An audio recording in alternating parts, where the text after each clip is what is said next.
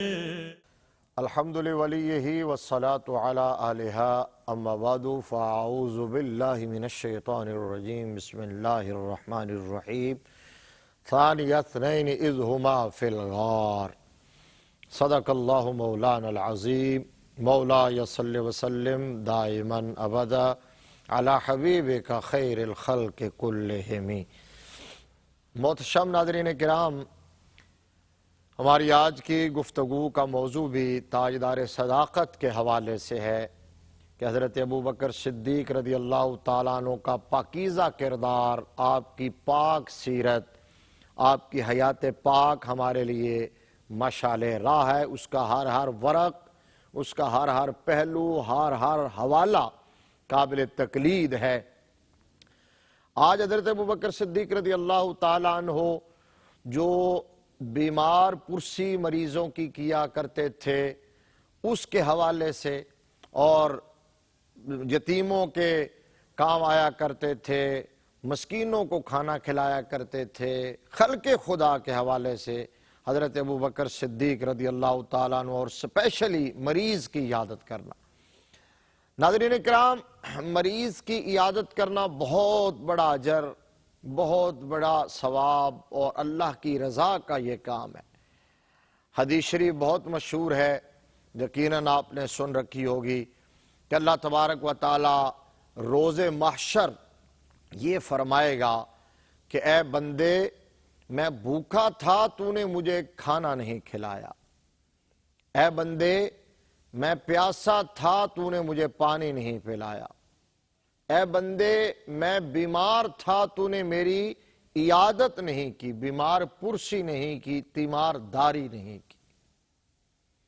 بندہ رب کی بارگاہ میں عرض کرے گا کہ یا رب کائنات، تو پاک ہے کھانے سے، پینے سے، بیمار ہونے سے، پھر تو کیسے بیمار ہو سکتا ہے، کیسے بھوکا ہو سکتا ہے، کیسے پیاسا ہو سکتا ہے، اور میں کیسے تیری عیادت کرتا. تو میرا رب ارشاد فرمائے گا کہ میرا فلاں بندہ بیمار تھا، اگر تو اس کی عیادت کے لیے جاتا، اس کی تیمارداری کے لیے، اس کی بیمار پرسی کے لیے، تو مجھے وہاں پاتا. میرا فلاں بندہ بھوکا تھا، اگر تو اس کو کھانا کھلاتا تو مجھے وہاں پاتا. میرا فلاں بندہ پیاسا تھا، اگر تو اس کو پانی پلاتا تو مجھے وہاں پاتا. اب وہاں پانے کا مطلب تو آپ سمجھ گئے ہیں کہ میری رضا تمہیں وہاں ملتی. یعنی جو اللہ کی رضا کے متلاشی ہیں، جو اللہ کو راضی کرنا چاہتے ہیں، جو اللہ کو تلاش کرتے ہیں، تو وہ میرے رب نے بتا دیا کہ رب ملتا کہاں ہے، اس کی رضا کہاں ملتی ہے. ناظرین کرام، یہ بظاہر وہ چھوٹی چھوٹی چیزیں ہیں جو در حقیقت اللہ کی رضا، اس کی خوشنودی کا سبب بنتی ہیں. آج ہماری سوسائٹی، ہمارے معاشرے سے یہ چیزیں ختم ہوتی جا رہی ہیں، ناپید ہوتی جا رہی ہیں. ہم اپنے لالچ کے بغیر، اپنے مطلب کے بغیر، جب تک ہمارا انسینٹیو نہ ہو، ہم کسی کی بیمار پرسی کے لیے، عیادت کے لیے نہیں جاتے. حالانکہ کسی کی بیمار پرسی، یہ بات ٹھیک ہے کہ رشتہ داروں کے الگ حقوق ہیں، محلہ داروں کے، ہمسایوں کے الگ حقوق ہیں. تو رشتہ دار ہونے کی وجہ سے، محلہ دار ہونے کی وجہ سے بھی جانا چاہیے، لیکن کبھی کسی شخص کی عیادت صرف اس لیے کر لی جائے کہ وہ مسلمان ہے، وہ کلمہ گو ہے، وہ حضور کا امتی ہے، وہ ہمارا دینی بھائی ہے، نسبی نہ صحیح، رشتے کے حوالے سے نہ صحیح، وہ اس رشتے میں ہم سے منسلک ہے جو رشتہ کائنات کا سب سے مضبوط رشتہ ہے. حضرت علامہ اقبال رحمت اللہ علیہ نے اسی لیے کہا تھا، دل با محبوب حجازی بستائیں، زی جہت با یک دیگر پیوستائیں. فرمایا ہم نے دل محبوب حجازی کو دے دیا ہے، اور اس جہت سے ہم ایک دوسرے سے وابستہ ہو گئے ہیں. یہ وہ لڑی ہے جو ہمیں ایک دوسرے سے پرو دیتی ہے، یعنی سب سے مضبوط رشتہ غلامی مصطفیٰ کا رشتہ ہے۔ حضرت ابوبکر صدیق رضی اللہ تعالی عنہ کو اللہ نے یہ خوبی بھی بدرجہ عطام عطا فرمائی تھی، جہاں کہیں آپ کو پتہ چلتا تھا کوئی مریض موجود ہے، کوئی بیمار ہے، تو حضرت ابوبکر صدیق رضی اللہ تعالیٰ عنہ اللہ کی رضا کے لیے اس کی تیمارداری کے لیے تشریف لے جاتے تھے، بغیر کسی اپنے مطلب کے، بغیر کسی لالچ کے مریض کی عیادت کیا کرتے تھے۔ اور آقا علیہ السلام نے فرمایا ہے کہ ایک مسلمان کے دوسرے مسلمان پر 6 حق ہیں۔ اب 6 حق ہیں مسلمان کے، اور ان میں ایک یہ بھی ہے کہ جب وہ بیمار ہو جائے تو یہ اس کی بیمار پرسی کرے، تیمارداری کرے، عیادت کرے، جا کے پوچھے۔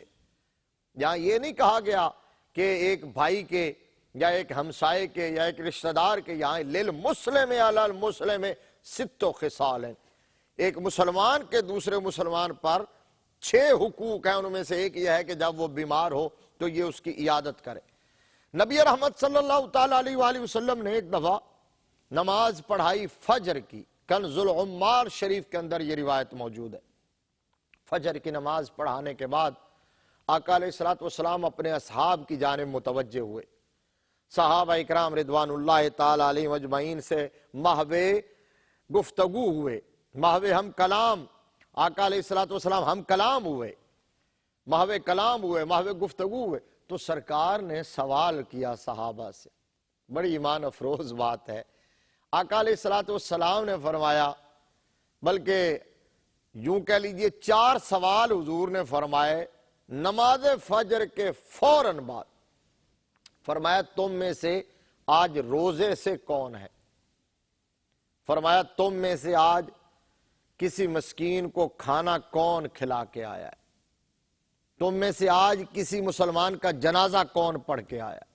ناظرین اکرام، توجہ طلب بات یہ ہے کہ الیوم کا لفظ آقا علیہ السلام نے فرمایا، آج، فرمایا آج کون روزے سے ہے؟ آج کس نے مسکین کو کھانا کھلایا؟ آج کس نے مریض کی عیادت کی ہے؟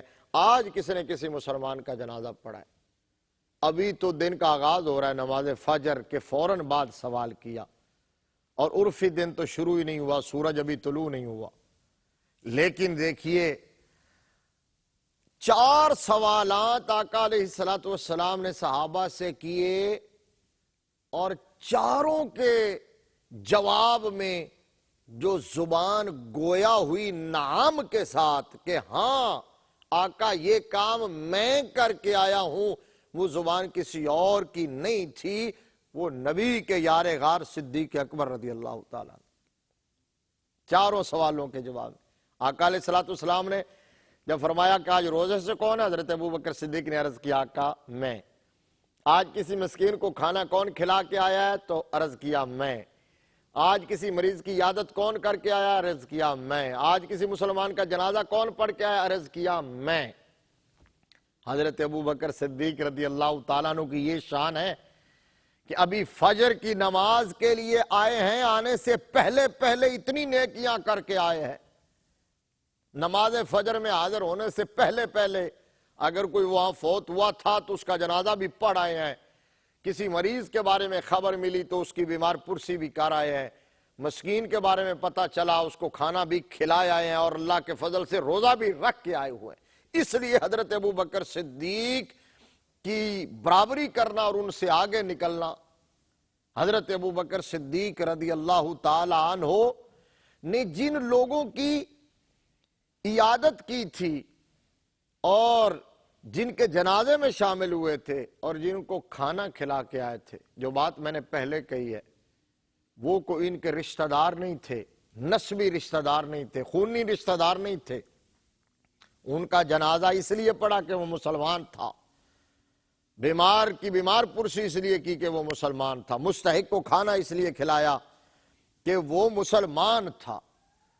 تو ہمیں اسی بات کو پیش نظر رکھنا چاہیے۔ اسلامی معاشرہ، اسلامک سوسائٹی، اخوت اسلامیہ اسی چیز کا نام ہے کہ ایک مسلمان دوسرے مسلمان کا خیال رکھے، اور المسلم من سلم المسلمون من لسانہ و یدہ، مسلمان ہوتا ہی وہ ہے جس کی زبان اور ہاتھ سے دوسرا مسلمان محفوظ ہو جائے۔ ایک بڑی ایمان افروز روایت واقعہ سنا کے میں بات کو وائنڈ اپ کروں گا، اور یہ تفسیر روح البیان کے اندر علامہ اسماعیل حقی رحمت اللہ تعالی علیہ نے یہ درج فرمایا۔ حضرت مولا کائنات علی المرتضیٰ شیر خدا رضی اللہ تعالی عنہ بیمار ہو گئے۔ حضرت ابوبکر صدیق نے حضرت فاروق اعظم اور حضرت عثمان غنی کو ساتھ لیا اور ان کی بیمار پرسی کے لیے تشریف لے گئے، تیمارداری کے لیے۔ دیکھیے دوسروں کو بھی ترغیب دے رہے ہیں، دوسروں کو بھی اچھے کاموں پر موٹیویشن دے رہے ہیں۔ حضرت فاروق اعظم کو کہا آؤ چلتے ہیں، حضرت عثمان غنی کو کہا آؤ چلتے ہیں۔ یہ 4 یار تھے نا میرے مصطفیٰ کے، تو ایک بیمار ہوئے، 3 ان کی بیمار پرسی کے لیے تشریف لے گئے۔ جب حضرت مولا کائنات کے کاشانہ اقدس پہ یہ حاضر ہوئے، تشریف لائے، تو حضرت مولا کائنات نے دیکھا اپنے یاروں کو تو خوشی کا کوئی ٹھکانہ نہ تھا۔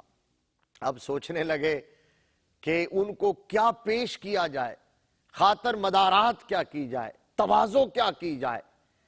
تو گھر میں دیکھا، ادھر ادھر پوچھا، تو کوئی چیز ایسی معتد بہی چیز نظر نہ آئی جو ان کے سامنے رکھی جائے۔ اللہ اکبر! یہ حیدر کرار ہیں، یہ شیر خدا ہے، جن کے گھر میں میرے مصطفیٰ کریم صلی اللہ علیہ وآلہ وسلم کی شہزادی ہیں، سیدہ کائنات مخدومہ کونین، جنتی عورتوں کی سردار، جو جنت کے مالک ہیں، حوض کوثر کے مالک ہیں۔ ان کے گھر کی کیفیت یہ ہے۔ بالآخر شہد ملا ایک برتن میں پڑا ہوا، اور وہ اتنا ہی تھا جتنا ایک بندہ اس کو تناول کر سکتا تھا۔ آپ نے وہی اٹھایا اور لے آئے، سامنے رکھا۔ اب اصحاب ثلاثہ نے اس برتن کو دیکھا، برتن بھی سفید چمکدار تھا اور اس کے اندر خالص شہد تھا، اور اتفاق سے اس میں ایک کالا بال گلا ہوا تھا۔ تو آپ نے توجہ نہ فرمائی اور اسی طرح لے کے آگئے، سامنے رکھ دیا۔ اب جب سامنے پیش کیا اور کہا کہ اس کو تناول کیجئے، تو حضرت ابوبکر صدیق رضی اللہ تعالیٰ عنہ فرمانے لگے کہ لا یلیق العقل قبل المقالہ، کہ پہلے کچھ بات چیت کی جائے، کچھ گفتگو کی جائے، تبادلہ خیال کیا جائے، اس سے پہلے کھانا مناسب نہیں ہے۔ لہذا کچھ نہ کچھ اپنے ریمارکس دیے جائیں۔ تو سب نے یہ عرض کیا کہ پھر آپ ہمارے سردار ہیں، آپ ہم میں سے سب سے زیادہ محترم ہیں، مکرم ہیں، آپ ہی آغاز کریں، آپ فرمائیں کیا کہنا چاہتے ہیں۔ حضرت ابوبکر صدیق رضی اللہ تعالی عنہ نے اس برتن کی طرف اشارہ کیا اور وہیں سے گفتگو کا آغاز کیا۔ آپ نے فرمایا الدین انور من الطست وذکر اللہ احلی من العسل والشریعت ادق من الشعر۔ فرمایا اللہ کا دین اس برتن سے زیادہ روشن ہے، اور اللہ کا ذکر اس شہد سے زیادہ میٹھا ہے، اور شریعت مصطفیٰ اس بال سے زیادہ باریک ہے۔ یہ حضرت ابوبکر صدیق نے کہا۔ اب حضرت فاروق اعظم بولے۔ فاروق اعظم کہنے لگے الجنت انور من الطست ونعیمها احلی من العسل والصراط ادق من الشعر۔ انہوں نے کہا جنت اس برتن سے زیادہ روشن ہے، اور جنت کی نعمتیں شہد سے زیادہ میٹھی ہیں، اور پل صراط جو ہے، پل صراط کا راستہ کہا وہ اس بال سے زیادہ باریک۔